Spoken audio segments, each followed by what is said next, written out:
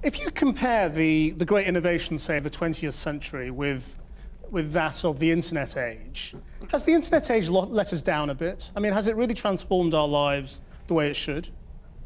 Well, it has transformed them in the world of bits. So I do think there's been enormous progress in computers, internet, mobile internet.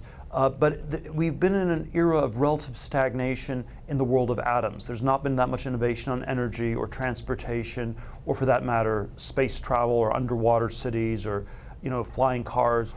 Why do you think then our dreams seem so limited? I mean, is it something to do with education? We live in a world where we are encouraged to only improve incrementally. To get an A in school, you don't really need to push yourself and learn new things. You just need to do things slightly better than the people around you. And that's, I think a lot of the way we're trained is for risk aversion. In the past, there was room for enormous innovation on the level of government. But in the United States, a letter from Einstein would get lost in the White House mailroom. You could not do Apollo today.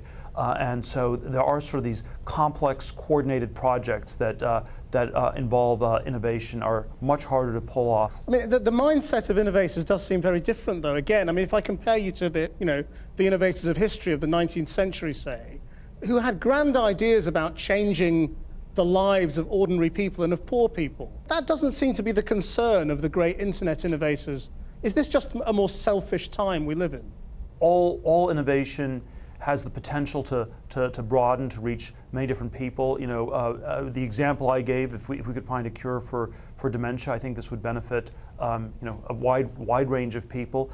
And I think this is true of all the innovations that have happened in the past. Much of our political discourse is about immediate redistribution, where we just reallocate resources and we don't give any thought to the future at all, to how we really build a better future. And I find that to be severely lacking. I suppose what I'm getting at is it's a new kind of leadership that you seem to be moving towards. We don't have very much charismatic leadership in politics or in other areas of our culture. And Silicon Valley is far more inspiring in the United States today than, for example, Washington, D.C. would be. And yet that in itself might seem surprising given the hope and the optimism that there was around the election of Barack Obama. Again, I don't think it's, I was not a supporter of Obama. I think it's unfair how much he gets blamed for the disappointment. I think it was unfair how great the expectations were that people had placed in him.